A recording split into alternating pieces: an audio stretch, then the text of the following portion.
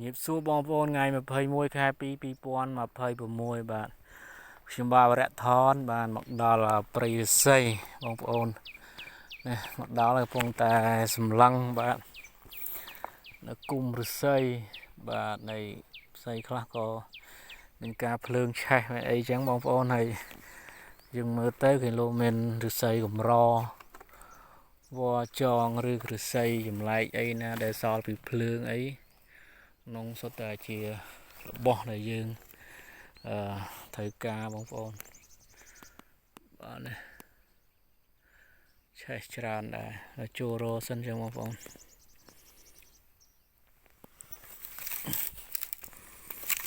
វ៉អាយ៉ូ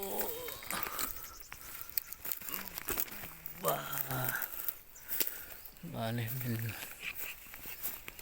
កាច់កលាក់នេះនៅមានចែមាននប់អីដៃសកពូលស្អាតដែរតា